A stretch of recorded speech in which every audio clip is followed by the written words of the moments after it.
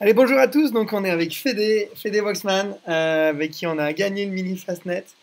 On va vous faire un petit débrief de la course Mini Fastnet 2025. Alors, comme vous voyez, on est parti de la pointe ouest de la Bretagne, qui est du coup la baie de Douarnenez, très chère pour moi, puisque c'est là où j'ai navigué la première fois sous les couleurs de petits bateaux en optimiste pendant le National 1999. C'est de là où on est parti pendant ma mini transat en 2013, et là du coup c'était le mini Fastnet. Donc la course nous a emmené virer le phare du Fastnet en Irlande, d'accord, avant de revenir au pays. Le parcours originel devait nous faire passer à l'intérieur de Lanzen, et là pour ouvrir un petit peu le jeu, ils nous ont laissé libre l'aller au Scilly. Donc du coup, on a pu passer où on voulait par rapport aux îles Scilly et à leurs DST. Les DST, c'est les dispositifs de séparation de trafic. C'est-à-dire que c'est ce que vous voyez en rouge, c'est là où il y a tout trafic maritime. C'est des zones qui sont réglementées, où on n'a pas trop le droit d'aller. Donc on a commencé du coup en baie de Douarnenez par un départ. C'était un petit peu compliqué le départ, parce que avec nos foils, on met toujours un peu de temps à sortir de la ligne de départ, à se régler. Et puis là, c'était vraiment au près. Donc du coup, départ dans la baie de Douarnenez au près, toujours un peu compliqué avec nos foils, de réussir à accélérer après le départ. On s'est quand même bien battu pour remonter. On est passé du coup la première marque de parcours qui était là à la sortie, donc devant le cap de la Chèvre, en huitième position. Un truc comme ça, oui. Voilà. Et après, donc vous voyez une trajectoire où on allait plutôt chercher une petite bascule et du courant favorable au sud de la baie, qui était a priori favorable.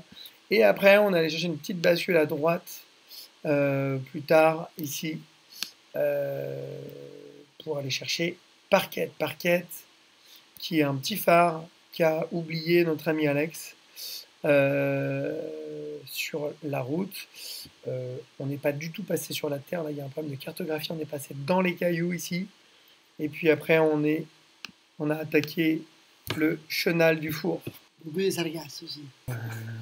Là on a passé le chenal du four, on a fait quelques virements dans le courant. Là ce qu'il faut savoir, c'est que ça c'est un des plus forts courants d'Europe. Il y a 6 nœuds, 6-7 nœuds de courant. Oui, c'est bon. C'est très très fort. Et du coup, c'est comme un tapis roulant qui nous emmène vers le nord. Donc on voit défiler les phares, c'est assez impressionnant, les bouées, etc. Donc là, on a tricoté, on est passé dans un vent faiblissant auprès, à l'intérieur de tout ça. Et le vent après a commencé à tourner un peu à gauche. Ce qui fait que sur la remontée, on a commencé à envoyer le Jenaker. Oui, on s'approche à la haute pression. Voilà. Donc là, le vent est tombé. Au début de la manche, le vent a commencé à tomber, donc on n'était vraiment pas très rapide. Et on a saisi la première opportunité pour revenir un peu au centre du parcours, là, actuellement, là. Première opportunité, c'est-à-dire que dès que le vent a pris un petit peu de droite, on a repris, on allait rechercher un peu le centre, pour couper la zone de haute pression le plus perpendiculairement possible. Donc en fait, ce qui s'est passé, c'est qu'il y avait une grosse dorsale, grosse pétale, une grosse dorsale, donc vraiment pas du tout de vent, qui était centrée ici, là,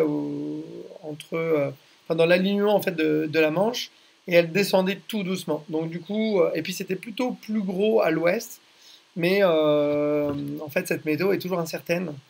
Le vent faible est toujours moins bien vu par les modèles météo parce que c'est pas dangereux, donc les États ne mettent pas d'argent pour améliorer la qualité du modèle quand c'est pas dangereux, parce que la météo sert aux États à prévenir les habitants qu'il va y avoir des cataclysmes qui vont leur coûter cher. Donc voilà, ça sert à ça la météo à l'origine.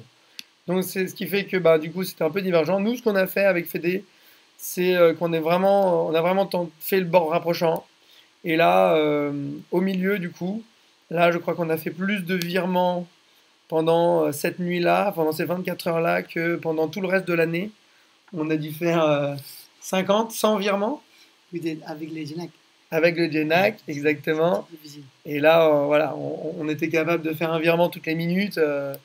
On a vraiment, voilà, on a vraiment était dessus, très fort, et parce qu'il y avait une grosse prime à celui qui sortait le premier de ce vent faible. Et là, arrivé ici, du coup, on s'est dit, bon, bah là, il y en a deux options. Soit passer à l'intérieur du DST de London. London, c'est là, c'est le Finistère, comme son nom l'indique anglais. Donc, soit on passait là, mais on ne peut pas recouper, soit on allait chercher ce coin-là, qui était un petit peu plus à l'ouest, mais qui nous permet après d'avoir une route plus à gauche et plus en route directe vers le Fastnet. Et en fait, on attendait une rotation du vent vers la gauche, dans l'ouest. C'est Benoît qui l'a dit. Peut-être que c'est difficile si on se trouve dans les canals Ouais. et on ne peut pas aller vers l'objectif. Si on a les trains à gauche, et c'est bien risqué de rester sur ce canal. Du coup, on a décidé de prendre moins de risques et aller à l'Esili, que si on a cette gauche, on peut aller à l'objectif direct. C'est ça. Et donc, du coup, bah, on a eu en plus cette gauche qui est arrivée. On a eu une petite droite, puis une petite gauche. Donc, en fait, ça s'est assez bien passé. On a fait une trajectoire plutôt jolie. Et puis, on a pu sortir, du coup, juste derrière Alex, en rasant les Silly. Dans cette situation, les 800, le 800, ouais. Je pense qu'il lui, il a la gauche, mais il ne peut pas aller à l'objectif. Ouais. Voilà. Il ne peut pas parce qu'il est bloqué pour l'interdiction. Donc ce qu'on voit, c'est qu'effectivement le 800 et ceux qui étaient plus à l'ouest, ils sont sortis un petit peu plus vite de la pétole. Mais par contre, ils se sont fait bloquer dans cet endroit où il y a énormément de courant, donc ils ont dû mouiller, s'arrêter pendant assez longtemps. Et puis après, ils étaient bloqués par le DST pour retourner à l'ouest. Et inversement, les quelques bateaux qui sont partis à l'ouest, donc on voit là, Matisse notamment, eh bien eux, ils sont restés un petit peu plus longtemps dans le centre anticyclonique. Et donc, ils ont pris du retard, en fait, un retard assez important. Ouais, avant de commencer la course, avant de partir, on a vu que la zone de molles, c'est dans la ligne droite, dans la ligne de course, c'est nul, il n'y a pas de vent, c'est pétole. Il fallait vraiment... c'est ça. Et là, on le voit bien d'ailleurs, c'est que nous, on a touché du vent et ceux qui sont à l'ouest du DST des Célis, ils avancent tout doucement. Donc là, il y a eu un gros écart de fait avec l'option de l'ouest. Et puis nous, on a touché du vent. D'abord, c'était 2 nœuds, ce qui est déjà pas mal, puisqu'on avait vraiment zéro, quoi. À un moment donné, on a même roulé les voiles, on était totalement arrêtés, c'était le courant qui nous emmenait. C'était assez frustrant, hein, il a fallu gérer cette frustration. Et puis petit à petit, on a pris 2 nœuds, 3 nœuds, 4 nœuds, et puis c'est monté jusqu'à 10, 13, peut-être 15 nœuds dans certains moments. Et là, on a vu qu'il y avait un petit front qui est passé. Donc là, on a pu utiliser les foils pendant 2 heures, où c'était un prêt un peu abattu. On s'est un peu appuyé sur le foil, c'était pas extravagant, mais ça nous a quand même permis d'accélérer un peu le rythme et puis d'aller se placer devant le groupe de l'Est qui était là, qui eux, du coup, étaient plutôt au prêt. Donc nous, l'objectif, c'était d'allerger le plus vite possible la côte irlandaise, qu'on a donc touché en plein milieu de la nuit dans la pétole. Voilà, donc arrivé ici, on avait 4000, entre 3 et 4000 et demi, 3,7 000 d'avance sur notre petit copain Alex, et on a défendu notre option donc entre lui et la côte. Et là, maxi frustration de le voir arriver à 4 nœuds quand nous on était à 1 nœud. Et il nous a repris toute notre avance, et puis il est passé à 80 mètres de nous, juste à notre vent. Puis il a continué, donc ça c'était pas facile à vivre à bord. Mais on est quand même reparti avec du coup le petit flux d'air qui était à la côte. On est passé du coup à l'intérieur là entre donc Stags, cette marque qui est juste là, et la marque. Et toute cette zone là, du coup, on était au portant dans un vent très faible et on était au coude à coude avec Alex en duel. Où on était sous spi, il n'y avait pas beaucoup de vent, c'était plutôt des allures très favorables à Alex avant. Et là, on a pu réussir à trouver un mode de fonctionnement où le bateau allait vraiment plutôt vite, même plutôt un peu plus vite que lui. Donc voilà, en tout cas, c'est la première fois que le bateau est capable de matcher ces concurrents-là sur ce timing. Une nouvelle zone de grosse pétole Fastnet, on était complètement arrêté. Donc là, on a vu les pêcheurs, les plongeurs sortir des poissons à côté de nous. On se demandait un peu ce qu'on faisait là. Et là, bah, du coup, on s'est battu. Là, c'est Fédé qui était en mode guerrier sud-américain. Et là, il a vraiment tout donné là, pour essayer de gratter les quelques mètres qui nous permettaient de passer ce DST. Donc un autre DST, notre dispositif de séparation de trafic. Et puis après, donc le gain, ben, en fait, nous, on voulait se placer entre l'adversaire et la bouée. Donc là, on voit bien que ben, on a réussi à faire un petit peu plus de gap. On était au près sous Genak et on a réussi à mettre un peu de latéral, un peu plus de sud, de gain au sud par rapport à Alex.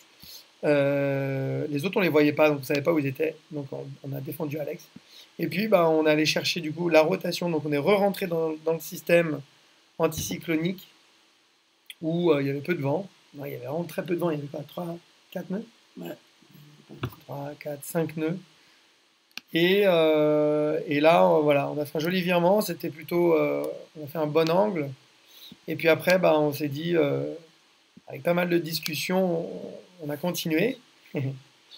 Et on est allé chercher du coup le sud, un point de virement voilà, qui était à peu près dans l'ouest du DST de Ouessant, d'accord? Donc là, on est au milieu de la Manche. Et donc là, avec un petit peu plus de vent auprès, on allait chercher ce point de virement avec les prémices du coup d'un nouveau front, un front froid, qui arrivait de l'ouest comme ça, et donc qui annonçait une rotation du vent sur la droite. Donc voilà, donc nous, notre objectif c'était d'aller chercher ce coin du DST, pardon, ce coin-là, du DST pour être les bateaux plus à droite de la flotte, non? Voilà, exactement. Là, la rotation est arrivée d'un coup. En fait, avant ça, là, juste avant, il y avait une zone de convergence avec des nuages, des éclairs, du tonnerre et un vent qui était plus à gauche. C'est pour ça que si on regarde Alex, eh ben, je pense qu'il avait une trajectoire plus abattue que nous, ici.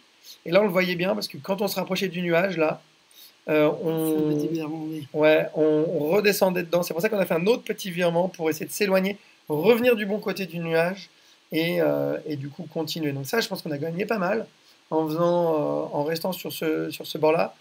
C'est pas facile parce qu'en mini, on a vraiment peu d'informations météo, donc il fallait arriver à investir du sud pour éviter de partir dans le mauvais sens. Ça, on l'a plutôt bien fait. Puis après, il m'a réveillé quand le vent était au 300. C'était la petite blague parce que on n'attendait pas si vite la rotation, mais elle est arrivée d'un coup. On s'est mis à voler 15 minutes. Et puis là, plus de vent. Voilà, une nouvelle pétole. Voilà, c'était vraiment la course de pétole. Et puis là, du coup, on a tiré le bord rapprochant en essayant d'investir un peu au sud parce qu'on s'attendait à une rotation du vent à gauche. Donc on s'attendait à finir avec du vent de nord-ouest, voire nord. Et donc en se projetant, en étant un peu plus au sud que de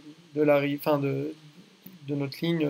Oui, là-bas, on peut dire qu'on a eu la chance d'arriver à la baie avec les courants qui en poussent. Voilà. Ouais, avec le courant qui poussait jusqu'à l'intérieur de la baie. Et là, effectivement, la baie, en se rapprochant, le vent, avant, le vent est un petit peu rentré, il y a eu une grosse phase de molle avant, le vent, on a réussi à avancer un petit peu là, toute cette zone là au nord de la chaussée de Saint.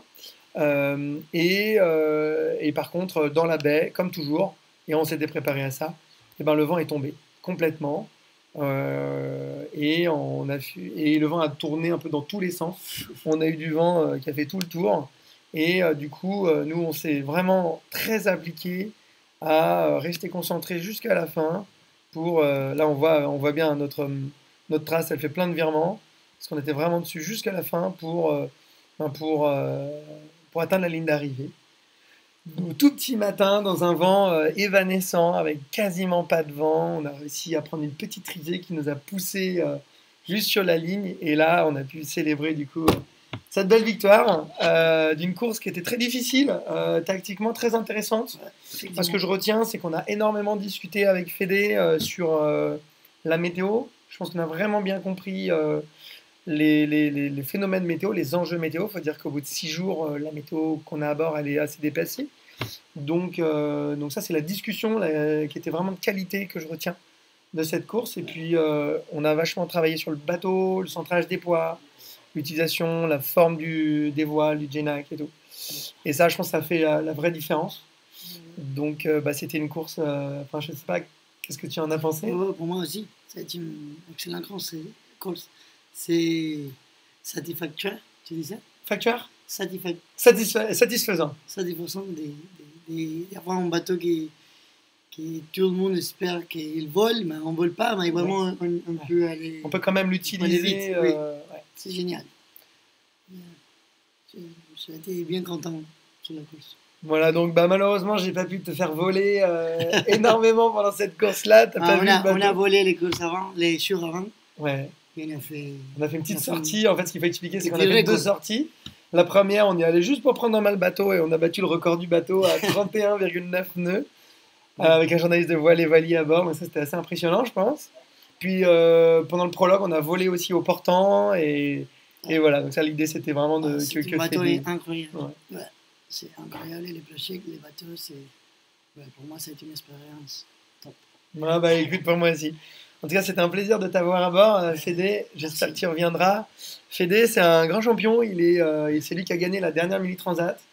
Il lâche rien à bord, je peux vous dire. Il a une énergie de folie. Il se bat pour le moins de centimètres, c'est un plaisir.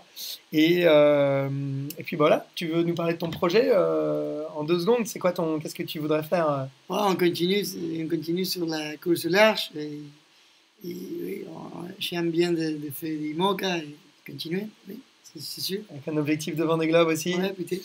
Donc voilà, donc on réfléchit si on peut pas faire des projets ensemble Ouais. pour plus tard. L'idée c'est à plusieurs on est plus fort et donc voilà, donc en tout cas voilà, gardez bien ce visage en tête. Vous risquerez de le revoir sur les grandes courses prochainement, que ce soit sur notre bateau, sur un plus grand bateau avec nous ou sans nous.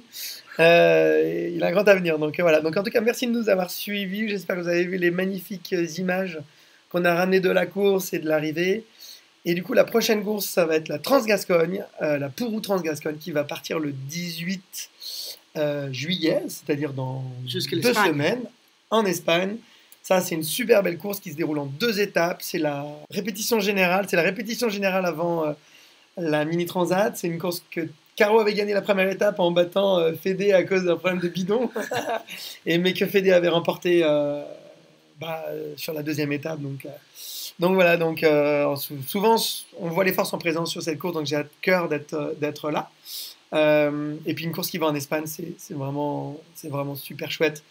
On va aller à Gijón, qui était pour moi qui occupe une place bien spéciale parce que une de mes toutes premières courses au large, la première traversée du golfe de Gascogne, ça allait à Gijón et on avait fait un très bon score. On avait gagné l'aller, le retour. Voilà, c'était sur un bateau qui s'appelait Givaro et en temps réel et en temps compensé. Donc on va essayer de faire la même. En tout cas, c'est l'objectif. Et puis voilà. Donc j'espère que ce petit débrief vous a plu et puis que vous avez appris des choses. Et puis on vous donne rendez-vous dans quelques jours au port Bourgenais pour le départ de la Pourrou Transgascogne. À bientôt.